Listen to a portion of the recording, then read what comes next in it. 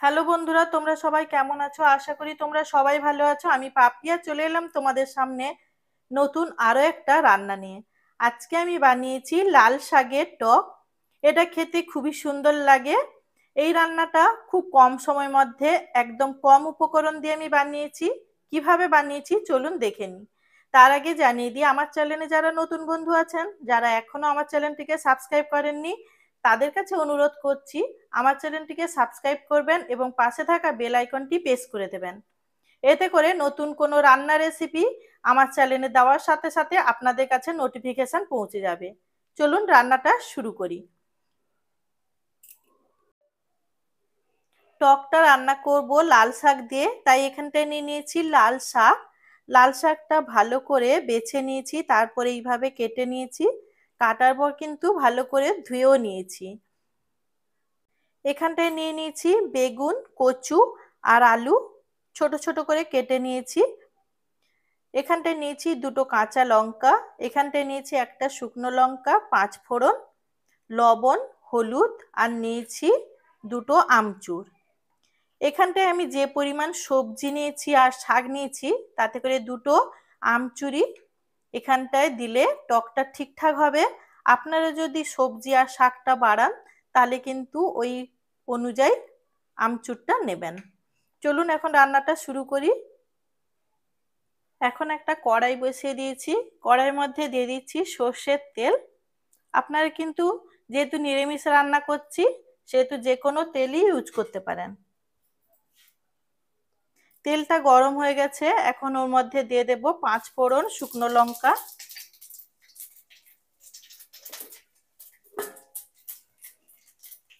5 ফোড়ন শুকনো লঙ্কাটা ভাজা হয়ে গেছে, এখন ওর মধ্যে দিয়ে দিচ্ছি সবজিগুলো।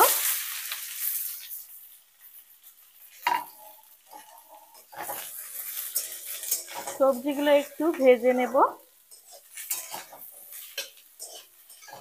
হালকা করে সবজিগুলো এখন ভেজে নিচ্ছি।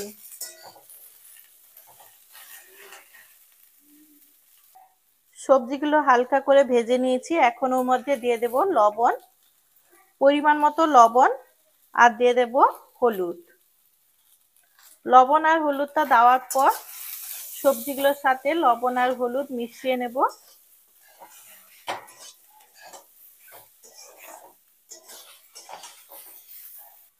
এখন আমি এর মধ্যে দিয়ে দিচ্ছি পরিমাণ মতো জল।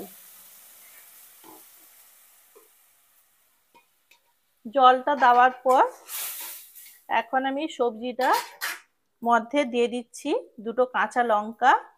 লঙ্কা দেওয়ার পর এখন সবজিটা ঢাকা দিয়ে রেখে দেব, সবজিটা সেদ্ধ করে নেব। সবজিটা সেদ্ধ হতে কিছুক্ষণ টাইম লাগবে। ওর মধ্যে আমি এই আমচুরটা ছোট ছোট করে কেটে নেব। আমচুরটা দেখুন এখানে ছোট ছোট করে এইভাবে কেটে নিয়েছি।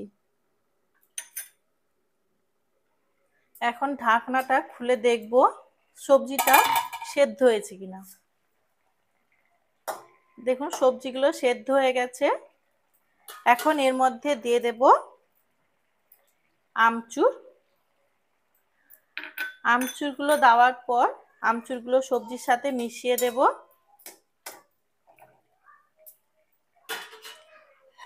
মেশানোর পর এখন দিয়ে দিচ্ছি শাক।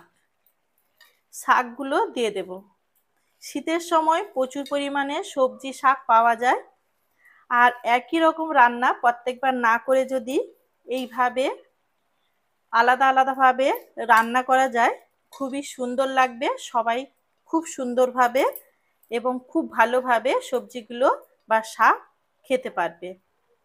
আর এই রান্নাটা সবাই খুব পছন্দ করবে, কারণ এটা বেশি পরিমাণ টক হয় না। আর যাদের জ্বর হয় কিংবা একটু মুখের অরুচি হয় তারা যদি এই ধরনের টক খায় তাহলে কিন্তু মুখের টেস্টটাও খুব ভালো লাগে। এখন শাকটা দেওয়ার পর কিছুক্ষণের জন্য আমি ঢাকা দিয়ে রেখে দেব। এখন আমি ঢাকনাটা খুলে দিচ্ছি।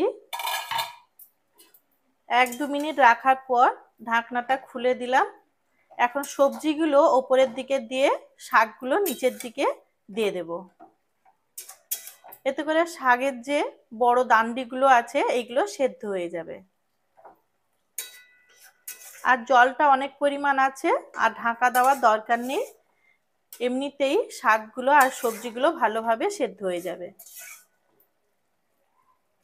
দেখুন শাকের মধ্যে জলটা শুকিয়ে গেছে।